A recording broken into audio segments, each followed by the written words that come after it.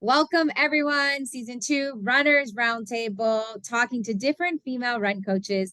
And today I have Danielle Hirt with me, and I am so excited to talk to you about run coaching and even just your relationship with the sport, how it's evolved, both as a runner, as an athlete, especially because I'm like, oh, we're talking about running, but I see a really nice bike behind you. So if you watch this on YouTube, you're going to see some gear behind you that looks really nice. But before I go off with any other questions or into the tangents of running, because us runners like to go in many different directions, I want to start first by asking you to tell us a little bit more about yourself, some of your running story, and how you got into coaching. Awesome. Yes. Thanks, Stephanie. I'm so happy that you reached out and we get a chance to talk, especially about women in running. I feel like the last couple of years, the public's starting to actually see, oh, women can do that too. So it's so awesome just to talk and share my experiences. My name is Danielle, also known as Coach D. I started running. I think it's crazy to think I was doing the math the other day, like 12 years ago. And I keep saying I keep saying a decade, and I'm like, no, Danielle, like it's been 12 years now. I was myself a never runner, which people are like, I'm like, no, I was the girl in college who said, I will only run if I'm being chased. So it gives you an idea about my age.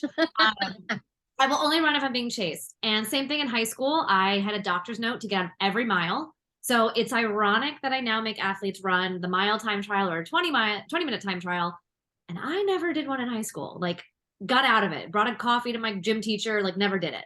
And so it's ironic now, like this is what I do for a living. I'm a run coach, personal trainer, endurance athlete, just wild. And like most of us, we get started running with a life circumstance. Something happens, we need to run from something, we need to run to something, we need to clear our minds. Had that moment, my early 20s, and I decided I was going to run a marathon. Why? I don't know. I said I was running a marathon. And so I said, okay, let's do this. And I started running. My best friend, who's still my best friend at the time, even though she gave me this advice. If you know me or see my website, you've seen the story. She actually told me, go out and run 4 miles a day.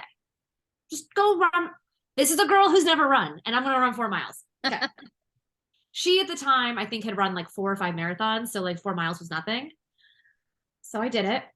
Worst advice I'd ever received. Ever. And so I trained for my first 5K. I remember being on top of the world, telling people, oh, no, I can't do that today. I'm running a 5K. Like, I'm going to be so sore. Like, I remember the moment going to Dunkin' Donuts after my first 5K and like, just like celebrating myself. So when I get a lot of athletes, I'm like, no, look, I remember what it was like at the beginning. That was me. It was 12 years ago, but like, it's still very much in my head. When I toe the start line, I still feel like a new runner. Fast forward, yeah, I still ran. I ran my first half marathon 5 months after running my first marathon, 11 months after running. People were like, how did you do it? I'm like, I was 22 and dumb. Like, the body that's like 22-year-old me was super resilient. 34, I need more rest days. And just from there, I just loved it, fell in love with the sport, ended up, I was already a fitness instructor. So I was teaching group X, I was teaching Les Mills programs, but I fell in love with running. And I'm somebody that will not teach unless someone has told me you're qualified to teach, right? So I went off and got my RRCA level 1 coaching certification. I still, you're gonna love this because if you're watching video, have my book, and it sits next to my office, and I've used the Ambi Barefoot on a regular basis. She's gonna pull it out. I have mine too. So like, I have it too. Yeah, just resources. And I think that's why I love running, is that you're never, there's always something new to learn. Like, I'm literally sitting here with just piles of books around me. I would move my camera, but I just have piles of books. There's always a different approach to take. And I learned from a decade of coaching. We all do dumb stuff when we start. I wasn't the best coach, but no one got hurt, so it was fine. But over that decade, just evolving different coaching patterns, different coaching skills. And one of my taglines for my business is coaching with you in mind. And that's the end goal. And we could train, we all can train to get to the marathon, but our avenues and how we get there are completely different. So I think that's how I kind of fell into the sport. That's how I've evolved as a coach. I started dabbling in triathlon. So here's my road bike. We've got my tri bike. I'm not the best cyclist, but I like to joke that it's like a nice way to cross train. So I just do half Ironmans once a year just to make sure I can cross train. But I just enjoy the spirit of the sport. I enjoy that everybody is able, that we all have a place. I coach everything from a 2:44 marathon finisher to, I just had an athlete this weekend, 6:06 marathon finisher. And yes, the tools we use are different, but the practice is the same. And that's kind of what I love, about how we get people to their start lines. And then, what I like to always say is like, our strategy is going to be fun and finish. And that can mean a lot of different things for a lot of different people. So just kind of honing in on that. But that's a long-winded story about who I am. Yeah, and I love all of that. And there's like a few things that I want to follow the thread on, because I am going into my 11th year of running, and I'm just so proud of myself, because I'm like, I've never been in a long-term relationship with any kind of movement, right? So like, if you see a runner and they tell you I've been running for X amount of time, I can guarantee you that's probably someone who never thought they would be a runner to begin with. And that's why I keep track of it, because I'm like, that person and I was very similar to you. I took the academic route in terms of, I did all the tests, did the IQ test, everything I could do to prove that I was too smart to do PE in school. Like, that's kind of what I did. All the extra classes. If you told me take an extra math class to get out of PE, and I'm someone who doesn't like math, I would have been like, yes, of course. Like, I will do the math class to not do PE.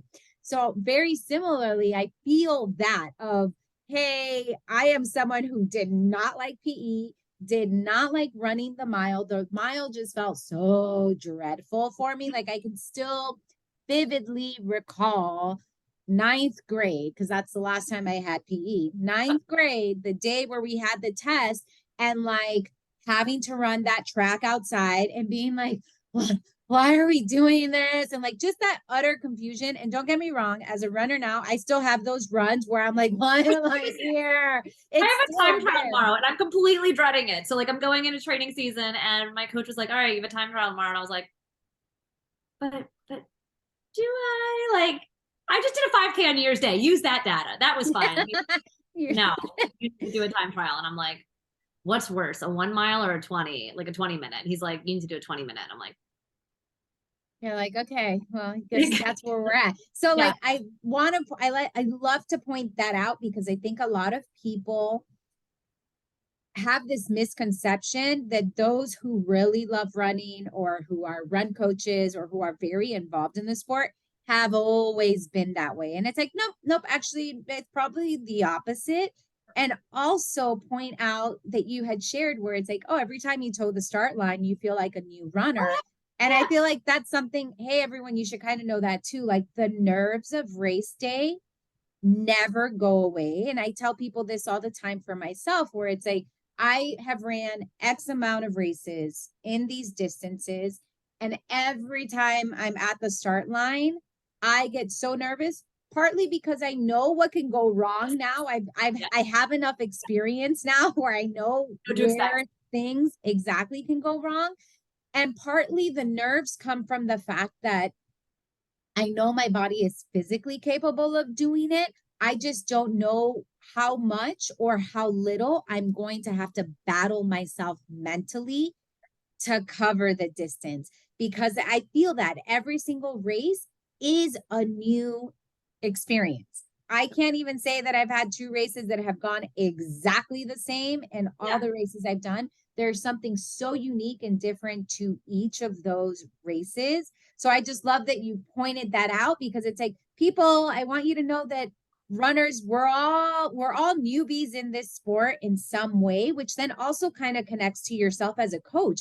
And I was laughing listening to you, and that's why I pulled out my RRCA book, because I'm very much the same way, where I have that as one resource. But then I also have all these other books as well as other resources, because every person is different. Every person responds to training differently. And that's part of the reason why I'm having these conversations, because I want people to see that their coach or a run coach is more than someone that creates a training plan for them. So when you are, I guess I'm jumping ahead here, but can you tell us a little bit about your process for onboarding new athletes? Are they sending you a message on Instagram? Are they reaching out to you through your website? Is there a consultation? Like, what does that process look like for you? And then one of my favorite questions in all of this is, how do you determine whether someone's a good fit for you and whether you're a good fit for them? Yes, that one's big. So a lot of times Instagram, I get a lot of messages, either from just people randomly following me, the algorithm being in my favor that day. I do have a really large presence here I'm in the Washington, D.C. area, so I live in Arlington. So I do have a big presence here. A lot of my athletes come to me via referrals, and it's typically either a physical therapist, getting to know other fitness professionals in the area and understanding. So I kind of backtrack on that. I truly believe that every person in health fitness has a place to be. I am not competing with, so I'm also a personal trainer. I work out of a gym. It's like a co-working space. And so we all have our own businesses, and there's like 3 other trainers. And I never view myself as competing with them, because we all bring something different to the table. We all have a different either personality, we have a different training style, we have a different, end goal. I have a tendency to work a lot with runners, endurance athletes. And whether you're a 5K or I have one client now who's recreational. So that's where a lot of my clients come from. So usually when it comes to me, I consider that a warm lead. They've usually scouted me out. Most of my clients do a nice little Google search, which I love. There's nothing bad on me, as far as I know, on the internet. And you come across my website, you come across blogs that I've been involved in, articles I've written for like Runner's World, Forbes, things like that. And so you see some of that credentials. And then my favorite is when athletes find me on IG. And the reason that I like Instagram is, yes, I can share information. I can create static posts that live on my page or whatever you call it.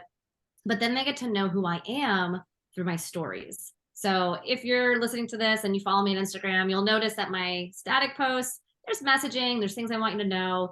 If you want to know who I am, you go to my stories. And what tends to happen is people follow me on Instagram, and then a couple of days, weeks, months later, they'll submit a request for a consultation.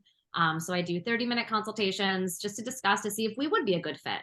And in that call, we kind of just talk about where you were, where you're at, where you want to go. And then I'll explain to you kind of the methodology, the principle that I would use to get you there. Obviously, there's no secrets. Like you kind of said, like you have all these books, right? We have experience.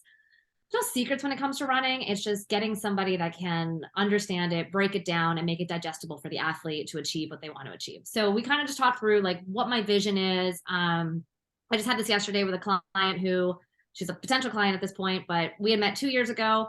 She's now back to running. She wants to run a marathon. And we talked about all her trials and tribulations over the past 2 years, where she's at now. And I said, okay, here's what I would view for us. And here's what I would put together. So during all this, I'm taking feverish notes and, just preparing. So if that athlete does decide to coach with me, we don't have to waste time again and do another onboarding call. So one thing I'm really big on coaching athletes is efficiency. When I started this, I used to do like 15-minute calls every week with my athletes, and I would be scheduling out, 15 at a time. The call would take 5 minutes and I'd have 10 minutes to do nothing, or they would cancel, reschedule. And I got to the point where I was like, we're not getting out of this what we could be getting. So I shifted my business model to monthly touch bases where we hop on the phone, and we might not even talk training. We might just shoot the shit and talk about their kids' lives or, fears they're having. I had that with an athlete for her race strategy. She didn't need me to read her strategy. I typed it and put it in her training. She just wanted to talk through some fears she had, which is a better use of that time. So I like to try to be as efficient as possible. Try to be super tech savvy, like text message access, email, reading your training notes. So that's kind of the relationship I evolve. And I tell my athletes this when they sign up. And then once they're in, it's all right, let's get your weeks out, start putting your training together. In that, tell me how you feel. Tell me how things are going, right? I may not respond to everything, but it's all in here. And I joke, this is my biggest asset, but also my biggest liability, because everything's up here. You tell me something, I'll remember it. In my corporate job, so I did spend 10 years in corporate before taking the dive to doing this full time. My old employees would always joke, like, never, like, we worked with numbers live. I was in buying, and they're like, never misquote a number to Danielle because she will always remember your numbers. And they were like, don't even like fudge it. If you don't know the number, don't tell her because she will remember whatever you tell her.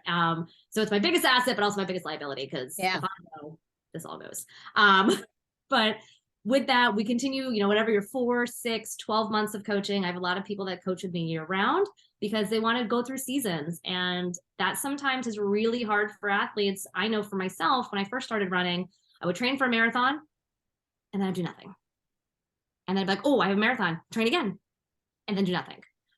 So I wanted to provide an option for those that wanted to have someone to coach them through the off season. And yeah, it's not like crazy workouts, it's consistency, but we work on other aspects of your training that aren't directly like running output. So it might be, hey, let's really work on your knee drive for 3 weeks and go out, do like some easy runs. I don't even care what you do, but like, let's focus on these drills that we can carry over into the next season. It might just be how to schedule. We might spend 3 weeks and like, hey, your kids went back to school. Let's find your time. We're going to focus on, just building this in. I have a client right now. She's in law school and she just started her first week of classes. And she's like, Danielle, I want 4 workouts a week. And I was like, no, you're not going to have 4 workouts a week. I'm going to play the coach's card. You're going to have 2. It's Wednesday. She didn't even get the first workout done. And she actually texted me. She's like, you always know what I didn't know I needed. And I'm like, is the role of a coach. We are not to be handholders. Those are the ones that I don't necessarily align with. So the athletes that I train, I expect to do their workouts. Do I expect them to have difficulty some days and, missed workouts? Absolutely. We're human. But I am not a group exercise instructor that's going to stand at a track and motivate you to come to the track and do your workout. That's not my coaching style. I'm not going to text you daily and say, get out there today. Obviously, if you're going through a hard time and something, and it's a season, that's a different story. But I am not. A lot of people hire coaches thinking, oh, if I hire a coach, they're going to make me do my workouts. No, we're not. We're going to write your workouts. And if you don't do them, we're going to send you an email in the middle of the week or a text and be like, hey, I saw nothing was done. I've moved your workouts to next week. Let's get it next week. And then we move on. We are not daily accountability coaches. So I would say that is kind of the athlete that I don't take on. And I ask the questions in our consultation, what does a running coach mean to you? What is it that you are expecting from a coaching relationship? And a lot of times what I find is those that were collegiate athletes or were in some type of disciplined sport have a better understanding of what a coach can offer, not because they're smarter than somebody who hasn't, it's because they've had exposure to it. Versus somebody who never did maybe an organized sport, it's a new area, so they don't even know what they want. So I like to ask those questions to kind of get it out in front. And then I always leave the door open as we begin our coaching experience, especially with somebody who brand new, doesn't really know, leave the conversation open. We just had an athlete who we parted ways in the middle of their contract because it just, what they expected wasn't what they thought. And they realized, I want something more than what my contract with you is. And I was like, sorry, I don't provide that. So you're gonna have to find another coach. They're really hard conversations. No one likes to have them, but it's at like what's best for that person at the end of the day. So yeah, that's kind of my coaching process. If you can't tell already, I like to talk and I do a lot of it. No, I love hearing it all. And I'm curious because again, one of the questions that has been coming up in these conversations is, how do you approach that particular conversation? How do you have that difficult conversation, whether it's with this athlete you just shared or in general, because that's part of it too, right? So like there is, and I thank you for sharing all of that because it really highlights how different coaches offer different things, and it's totally cool. It's we are all totally cool. Yeah. So I guess the first question I have for you with that is, how do you handle or how do you approach those difficult conversations with your athletes? Yeah. So if I'm going through, coaching process and say we're, a couple months in, a couple weeks in, and they're either like not taking their monthly calls. Like I have some clients that never schedule their monthly calls, but then I get a sense via text or email that like there's some frustration. You kind of just read between the lines on it. And I never take an email verbatim because there are some people will send emails that are cut and dry. Maybe it's just their line of work and it's just how they come across. And you talk to them on the phone and you're like, oh my gosh, okay, wait, you're actually really nice. Like why? Okay, this is a total 180. So I try not to take anything verbatim. I try to just read everything as it is. But sometimes you can kind of sense like, okay, they're distanced or they're just not as engaged. So I'll reach out and in those conversations like, hey, I've noticed you haven't scheduled your call. You know, what, one, can we get one? And two, if you don't want to, can you give me a little reason why? And is there anything I can do to better assist you? And trying to make it that I'm the service provider. And I do remind myself I'm in a people first business. And, you know, as much as sometimes I don't like to think, oh, I'm customer service, I am. I run my own business, I'm my own brand. So I do need to step out there and just say, is there anything I can do to better assist you? Second thing I do, and it's really hard to read sometimes, I let all my athletes do anonymous surveys after their runs and or after the races or whatever their big event was or at the end of a coaching contract. And that helps me to help the next person. Sometimes I can't read the feedback. I got to be in the right mindset. If you're running your own business, you know, you need criticism, but sometimes direct from the horse's mouth, it's not always the nicest and you got to like, you know, kind of taper it. But I do read everything that my athletes send me just to how I can make the next experience better. And then always just opening the conversation to chat. I worked in a really challenging corporate career where I did have to have many challenging conversations. So I am blessed to have like a corporate background and how to have these engagements. Doesn't make them any easier, but if anyone is in a coaching situation, I highly recommend, like I use like Brene Brown coaching, like her vulnerabilities book. What's the one that's up here? Dare to Lead. See, I told you, literally books all over here. But Dare to Lead and just coaching through vulnerability and recognizing that like we're all in those same places. So like self-education is going to help you get through there. We don't have enough time here to probably talk through all that, but recognize that most people are coming from a really good place. And then on the flip side, a lot of times people get frustrated with themselves and they'll take it out on you.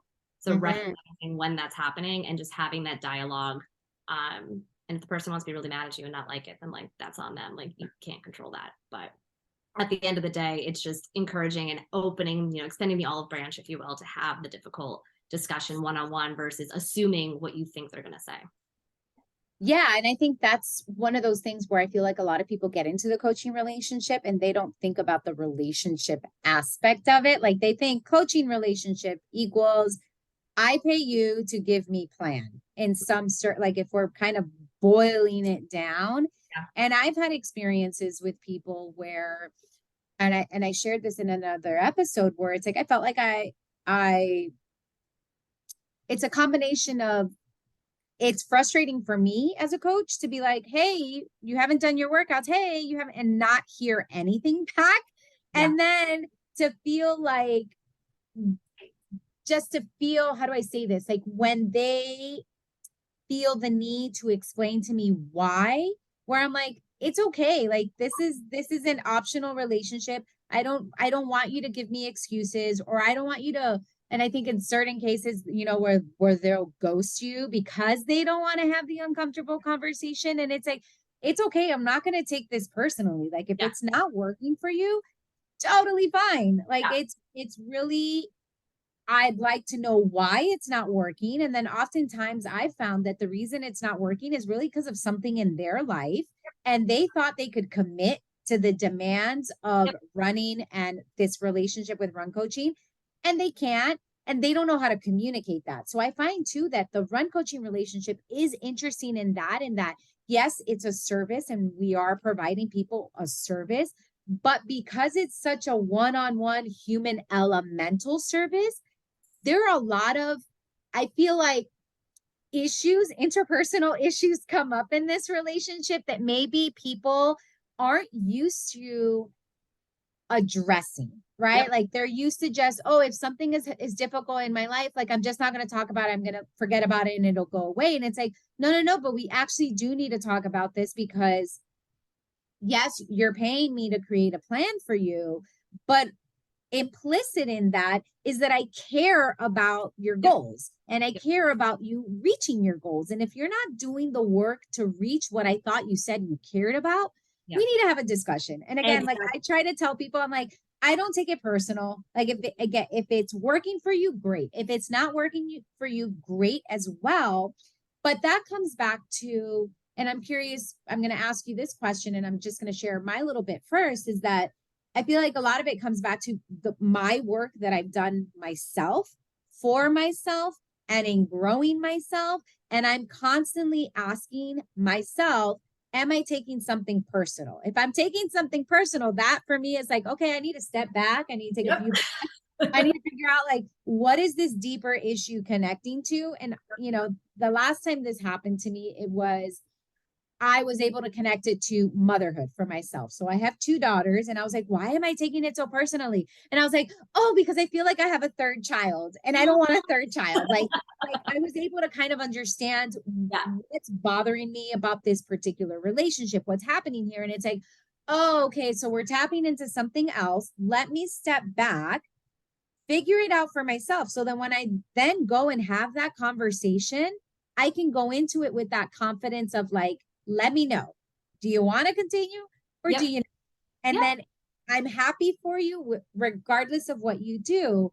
So the question I have for you is, how did you get to that point where you could own who you are as a coach? Because you'll have coaches who are like, no, I need to take everybody. I need to take everybody, even if it feels like I'm pulling teeth, like I need to give them a chance. And I think that in certain circumstances, yes, because connecting to what you said about your athlete who's in law school, right? Where I don't even know how to put it on mute. I don't know. They're done now. Somebody walked by the house. Yeah, they're like, hey. And we're out. That was great. Sorry, that's it. The athlete that's in law school. Yeah. Yeah. So like your athlete that's in law school, they thought they wanted something. And this is something I've mentioned as well throughout these conversations, is that oftentimes your coach has so much information about you, your life, what's going on off the run, how things are being reflected on the run, that a coach understands the goal better than you do. But again, like it kind of comes back to that you're confident in yourself. So how did you develop this confidence in yourself to be able to say like, hey, if you need an accountability buddy, I'm not the coach for you. Like, we're good. We're good. That's not who I am. And I want people to understand that too, that on the coach's side, we want to feel good about what we're doing as well. Like running is really exciting.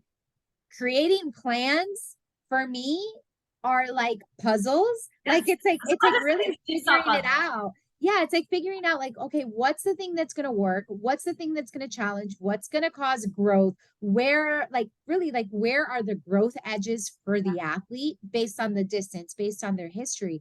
So I say all of that to come back to that question of what was that process like for you to get to this point today where you're like, this is who I am. This is the coach that I am. And if it works for you and you can communicate the same with me and we can have these monthly check-ins, then it's great. But if not, then I wish you luck. Bye.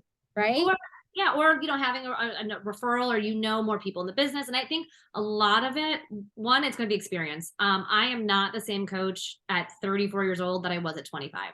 I was still growing, still figuring things out.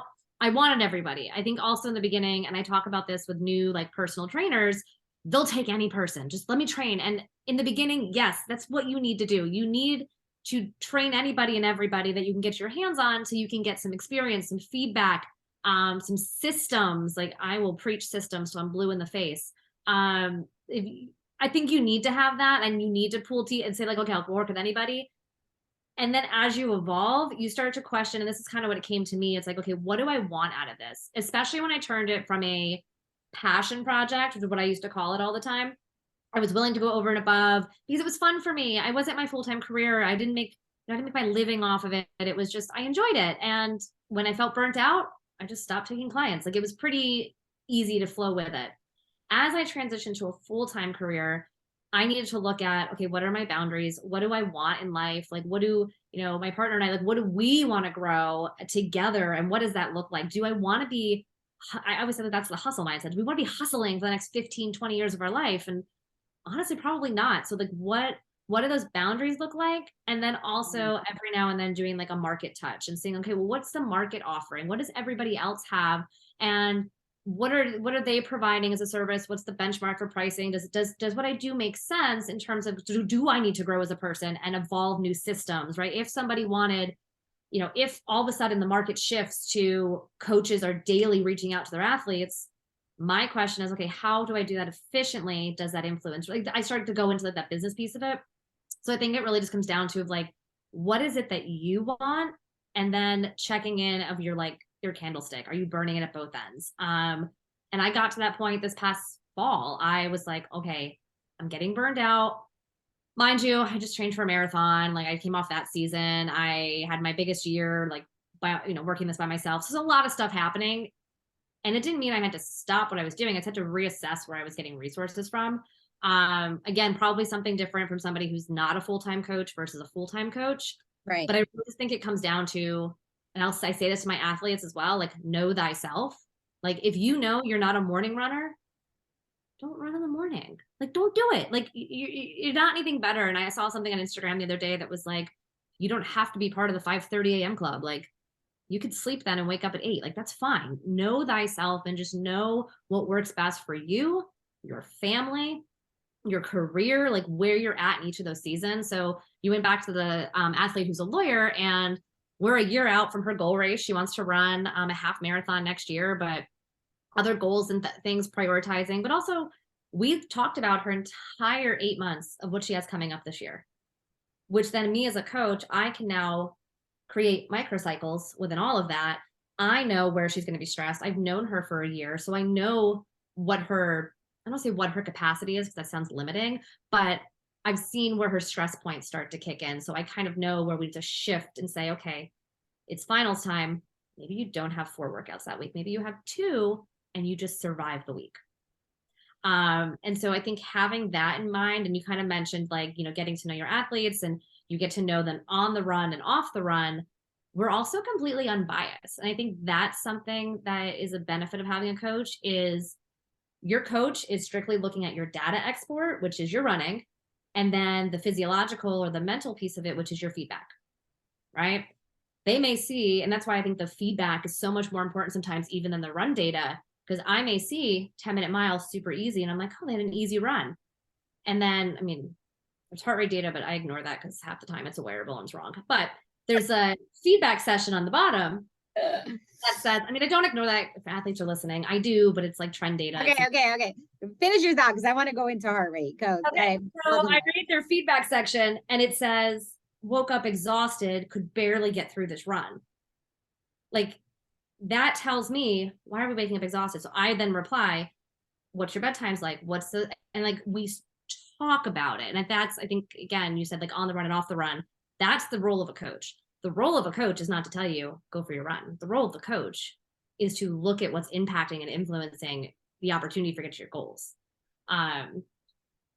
So yeah, again, not a long-winded answer, but yeah, sorry, heart rate. Yeah. So heart rate is one of those things. And I find that I like to give the metaphor of dance because I feel like we're constantly dancing with ourselves, with the movement, with the situations in our life, and we're managing lots of different things. So I always, it's like we're dancing. I don't like to say that we're trying to bring things into balance because what is balance? I'm more like, okay, it's harmony. Like, how can we make everything work? Because ultimately, absolutely. Yeah. Like I think of it in terms of like something's gotta give. So let's not try to do it all. Something has to give. And even like, for myself, and I give this as an example, like something has to give is I am training for the London Marathon this April. And I already know that Friday nights, my family is going to go to sleep later than I am. At 8:30, I'm going to say, love you all. Bye. For the next few weeks, next few months, I'm sacrificing Friday night family time to sleep so that I can wake up feeling decent for Saturday long run. So and this is something where both of us have been in the sport long enough. And I think we came into the sport maybe when social media wasn't what it is today. And I have a very mixed relationship with social media. I honestly, I've had nothing but great experiences on social media. So in that way, it's really good. I also appreciate how much information is out there. And, a lot of things are accessible. I say this all the time. I just wish more people put a little asterisk next to whatever they posted and said, hey, this is based on me, or this is based on my experience, or this is based on this population, versus making generalized blanket statements, because people are going to take that information, they're going to run with it, and then they're going to get injured, or they're going to get burnt out, or they're just not going to enjoy the sport as much as they possibly could. So again, we both have been in the sport long enough. And when I entered the sport, the mentality was run fast to get fast. Like that was it. I was just like, okay, can I run fast? Can I run faster? Then we've seen this swing, or whatever, the pendulum is kind of moving in an opposite direction of you got to slow down to run fast, which look, I appreciate it because one, I feel more recovered. I feel better. Like I feel like I can keep up with the demands. But the heart rate piece, I do take a little bit of an issue with it, partly because, yes, it's a wearable. It may not always get it right. But to me, I'm always more curious as to your story and to your point, which is why I was like, can we get into heart rate just a little bit? Of like, yeah, where like, okay, the heart rate, it may have been low or aerobic or whatever the case is, but then you're telling me you felt like shit, right? Or your heart rate might have been considered high, but then you tell me you felt amazing and had the best run of your life. And I'm like, okay, people. And that's something that I really try to get people to understand, whether it's working with them or just in general, like the messaging of like, can we take a moment to pause from focusing so much on these metrics? And can we understand how we're feeling? Because to me, and this is, again, this is my little asterisk because this is a reflection of where I'm at with running, where I'm more curious if I can gauge how I feel with the pace my watch is saying that I'm running. So if I'm out there and I'm running quote unquote easy and I feel like it's easy, do I understand? Can I feel on a cellular level? What does easy feel like? And what does easy translate to a pace, right? So like if I'm running, and I'll give this as an example, right? If I'm running and I'm like, oh my gosh, this feels so easy, I'm probably running a 10-minute mile. And then I look at my watch and it says, no, you're running a 12-minute mile, right? Like to me, there's a disconnect that I just find it really fascinating when we get so caught up on the metrics, because yes, it's important. And for coaches, that is important information, but it's not the whole picture. And again, I'm harking on this heart rate thing because it's everywhere now. I'm like, I feel like everyone's talking about heart rate. And I'm like, can we just slow down a minute and remember that 5 years ago, no one was talking about heart rate? Like only triathletes talked about it because they wore a chest strap and every workout, and it was more regimented. And one thing I challenge a lot of people on when they come to me and they're like, I want to do heart rate training. I was like, okay, great. You're going to record what time you went to sleep, what time you woke up, how much water you had that day. You're going to rate your stress level each day. You're going to write down, you're going to look at your resting heart rate at, this time, and this time every day for 120 days. And they were like, what? And I'm like, that's heart rate training the thing. And you're going to wear a chest strap every time you work out, every single time. And then we're going to look at the variance between what your wearable says and your chest strap says, so we can build out like the deviation, and I can do some math. And they're like, huh? I'm like, exactly. So we're not going to do it.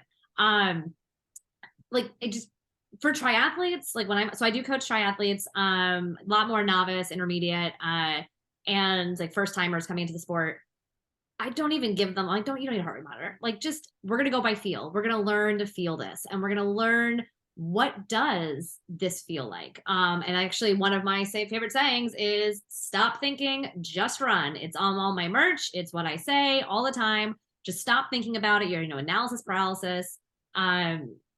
Just go out there and do it. I also coach. So I live in the DMV, so it's very populated by people in military branches. So we do a lot of PRTs, PFTs, ACFTs, which are like the physical fitness tests for the different military branches.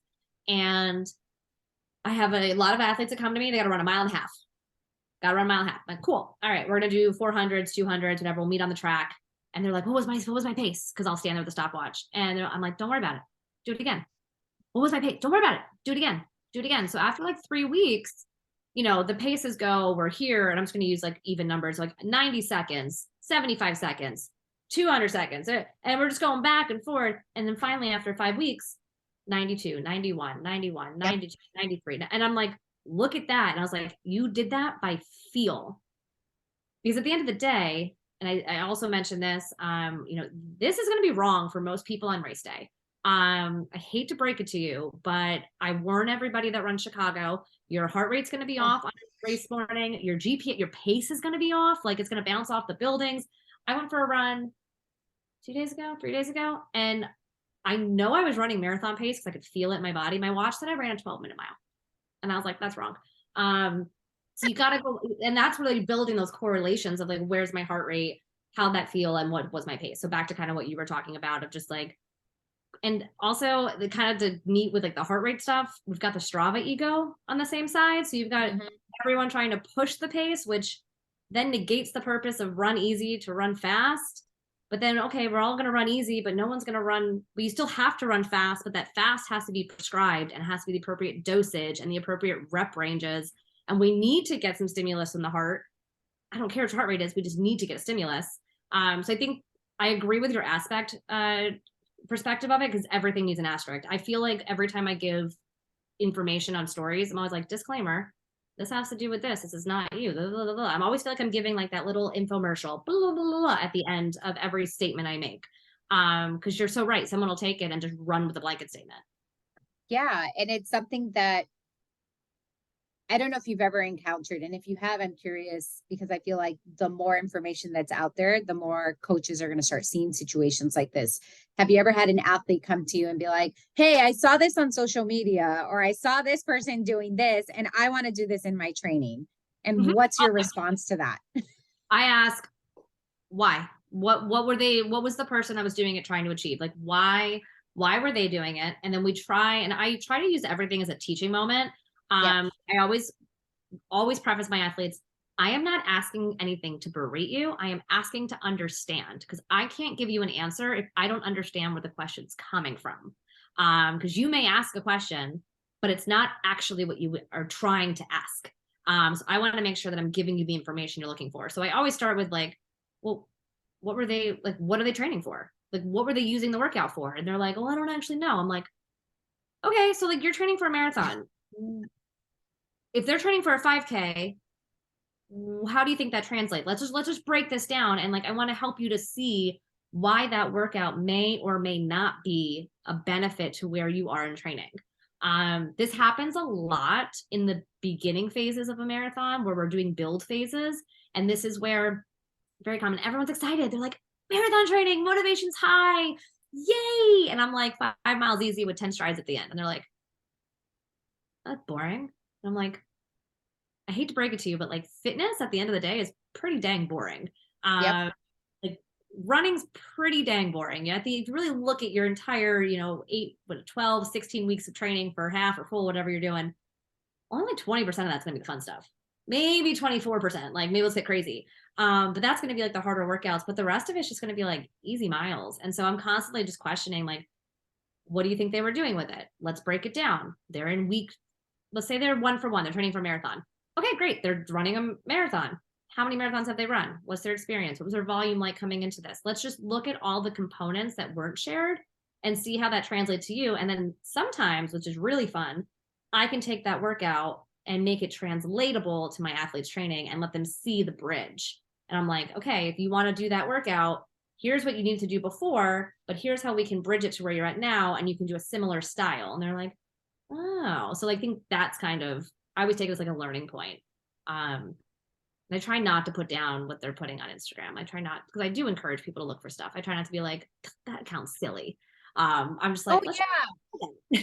Yeah. And I think all that, it's important to note that we're not bashing Instagram or social media or any of that. And for me, it's more, can we approach it with more curiosity than fact, right? Like, can we approach it with more curiosity? Because I hear often when people are like, oh, the social media, this workout, this thing, this, that, and I'm like, all right, but can we take a little bit, can we just pause and look at not what's happening on the run, but what's everything else that's happening? Like, that workout may work for them because, and I always, I come back to like this thing for myself where I'm like, certain workouts, time constraints, all that stuff, it's not going to work for me because I have kids and because I need to make sure I have enough energy to keep up with my children. So when I'm in marathon training, it's like, how can we get the quality of the work in, but maybe a little bit differently because I still need to come home and function as a mom, right? Yeah. So I think I always think about how can we get curious about it. So I love that you even pointed out to them that it's like, I just need to understand. It's not that I'm telling you that this isn't a good idea or any of that. It could potentially be a great idea, but can we understand where it is? Because I think that's part of the coaching process in this coaching relationship as well, is we're indirectly giving people the workouts that are going to help boost their confidence in their ability to achieve their goal. That's exactly what we do. Like, I am getting you to the start line confident, like that 100%. And you kind of said this in the very beginning when we were talking about, you can get to the start, you stand at the start line and like, your body's prepared, neck down. Great. The space between our ears all the time, that's going to be 9 times out of 10 our most limiting factor. And so if you don't have confidence in yourself, you don't feel strong, you don't feel empowered, you're going to lose so much time on that course. And it's not your physical ability. So I love that you said that. Yeah, that's exactly getting confident. Yeah. If you had to, and we've talked about it a little bit, but now I just want to ask it directly and get a more succinct answer. If you had to define your coaching style, how would you define that?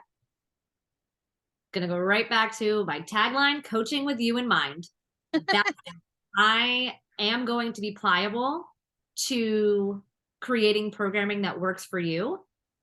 And I remove myself. And I think that's the hardest thing for coaches to do, is to remove yourself from the training. What you do is not what I do. And what I do is not what you do. Yes, there's foundational measures we want to keep in play, but a great example is I have some athletes that are 12-minute milers and they're easy run, and I don't have them run walk because their cadence looks great. Everything, they don't have any ailments. It's great. I have other clients that are 12-minute run, and I'm like, you know what? You're gonna be more efficient if you run walk, just based on your cadence, based on this, it's going to be better for you. So even though they're running the same paces, they're doing it differently. And I think that is what makes a good coach, is able to be adaptable to the athlete in front of them. And I've got stories for days, but I have another client training for Austin Marathon this year. She's got a really big, crazy, busy week at work where she's going to be in a courthouse for 12, 13 hours a day. And she's like, how do I get on my mileage? And I'm like, we don't, because your body doesn't know stress from different areas. So my job as a coach is to adapt your training to fit what's happening that week. Like, I know you're committed. Like, I know she's not just saying like, I don't have the time. Like, it's not, commitment's there, dedication's there, discipline there. But then I know the next week we can just pick back up, and I'm not worried about missing the mileage. I just want her to keep the consistency because that'll keep her confidence. So again, back to that, but coaching with you in mind, 100%. It's not my plan. It's not my race. It's all yours. I just write the roadmap. You do the rest of the work. Absolutely. And I think that's kind of going back to what I shared earlier and what we talked about earlier, right? Where it's like, how do you not take it personal? It's reminding yourself that this isn't you. This isn't for you. It's not your goal. Yes, you are committed to helping them get to their goal, but ultimately the achievement of that goal is their goal. You can support them along the way, cheer them on when they make that goal, discuss if they don't make that goal, but ultimately that is their goal. And it's like when you create the plan and you offer the services, it's like, here is the road. Now, if everything goes perfectly, then you're going to get on this road and you're going to make it to the finish line, right? But life is life. It's probably not going to go perfectly, but either way, here is a plan. You're still the one that's driving the car on that road. You are still the one that's making these decisions, and we can adjust the plan but you've got to communicate that adjustments need to be made. And you've got to be open to when I say adjustments need to be made, because as you said, and that's so beautiful, and I hope people remember that point of stress is stress on your body. Your brain, yes, our brains we're gonna understand, oh, I'm stressed because of work, or I'm stressed because of running, whatever the case is. Our brain may be able to distinguish that, but the body and how it is felt, it's just stress. Like it's stress on the body. It doesn't know. And that's when having, so I also do group coaching, and in our Facebook group, one of the athletes posted like a question to everyone that's in there, like, hey, here's what's happening this week, and here's what I have to get done. Like, how do I do it? And just recognizing in yourself of like, I'm tired, I'm this, and having that dialogue and being self-aware enough to say, I looked at it, I was like, okay, I'll give a response. And I'm like, here's what you're going to do. You're going to skip this run, do this. And they're like, all right, good. As long as someone told me. But like recognizing that I'm stressed. And I think a lot of this happens with new runners too, especially like when they're doing a new first distance, like half marathon, is they're like, I have to do every run. And if I don't, I'll break and I'll die and I'll never be able to do this. That's not how this works. Like it's not, I remind them it's not a one workout make or break deal. It's not even a 1 week make or break. This is a cumulative process. Yep. And so the gains you made in months 1 and 2, if something happens in month 3 and 4, we can still kind of go on those coattails. Again, to your point, it's not going to be down this perfect road and everything's going to be paved and beautiful, sunshine, people throwing candy at you. It's not going to be like that. But our job as a coach is to kind of adapt it and make it as smooth as possible. Yep. I love that. You've mentioned it before, but again, for clarity's sake, what would you say is your coaching philosophy? If you had to put it down into one sentence, what would that be? Oh my God, one sentence. We've learned I'm not good at this. So that's why I'm like, this is always the tricky question for people when I'm like, one sentence. Okay, my coaching philosophy is getting you to the start line with confidence. Mm-hmm. I think that can carry over to any distance. And there's a difference between being nervous and being confident. You could be and I think, recognizing that all those emotions are cousins and that you can be one and feel another, and it's okay. But getting you to the start line confident, that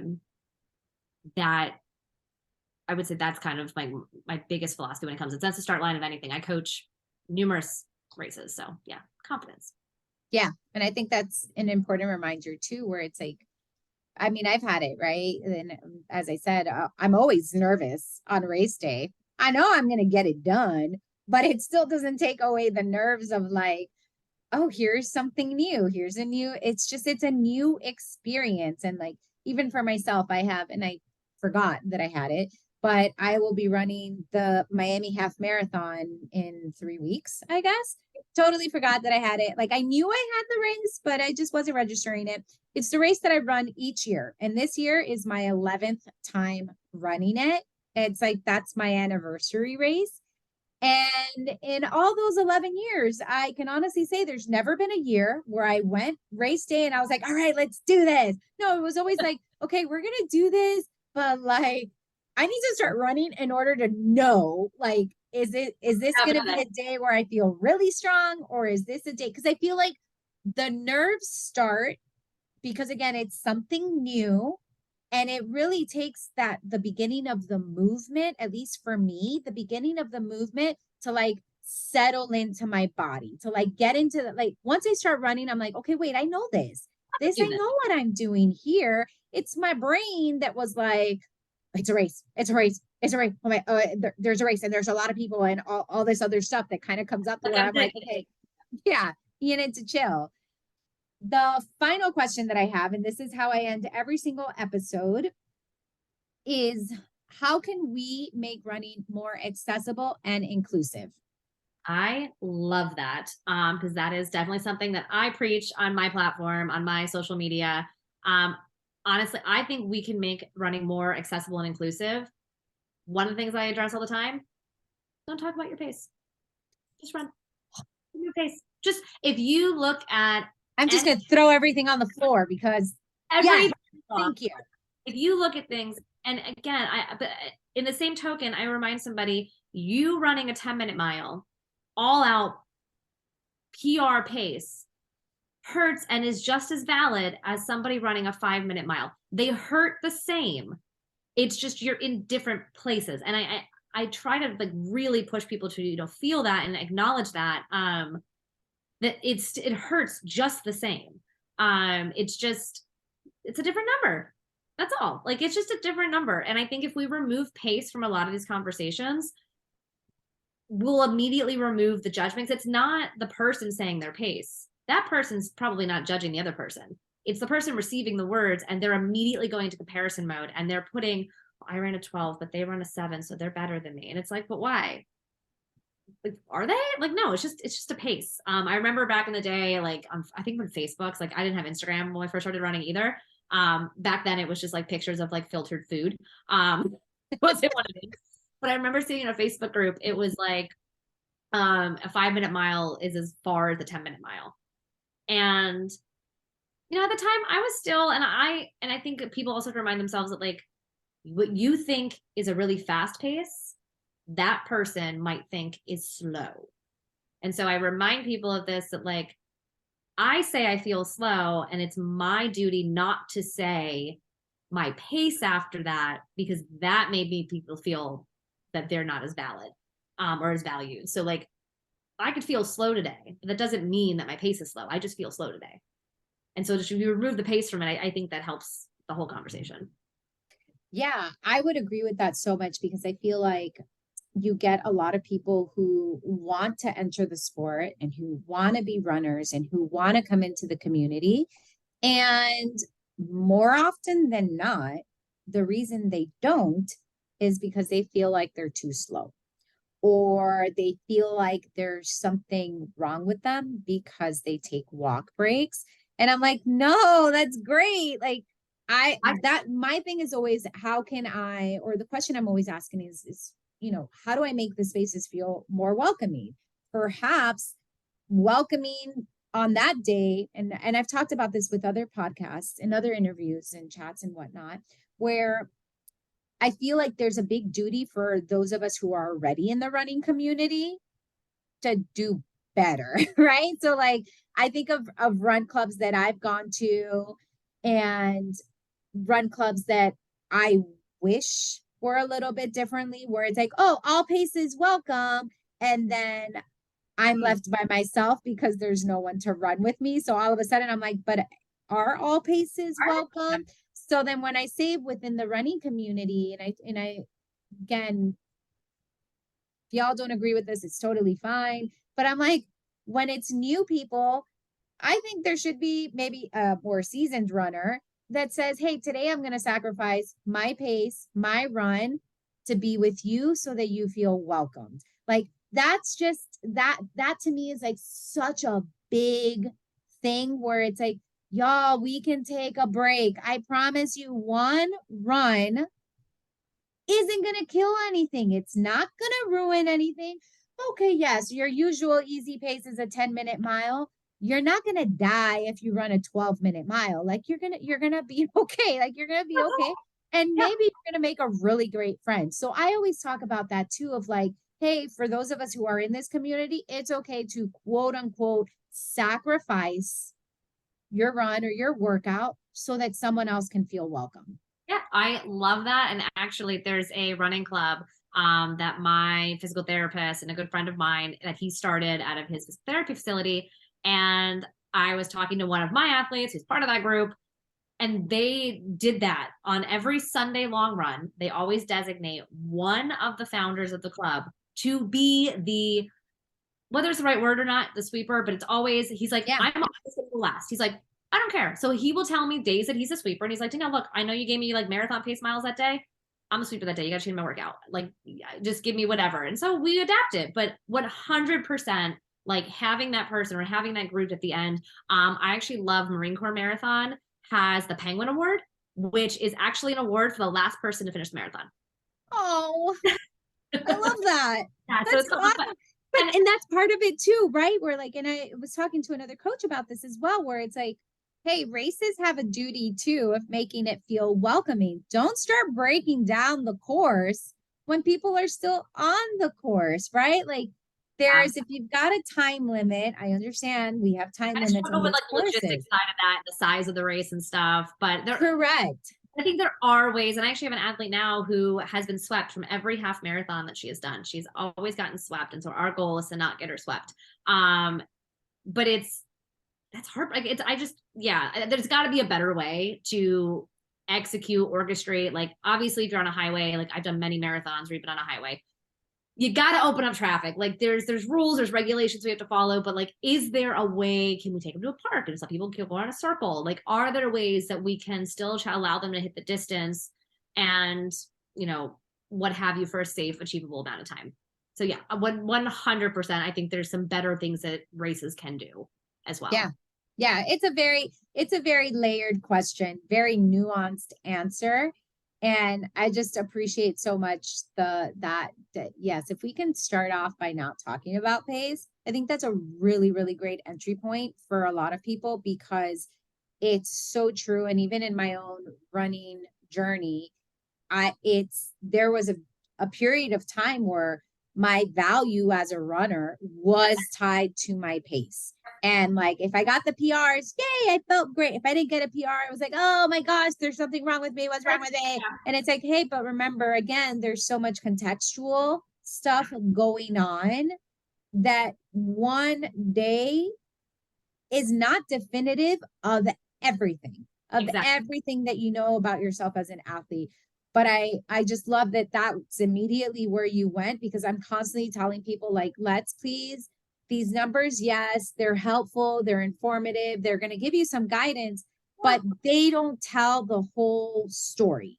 It's just data. It's just data. And I remind people, it's just like when you read a study, like I constantly pull up different studies, and like one was like, does caffeine help during improve muscular strength? Oh gosh, that's another one that's coming up a lot now, where I'm like, so I read the study and it was like, okay, so like if you just read this one study, it would state caffeine does not make you stronger.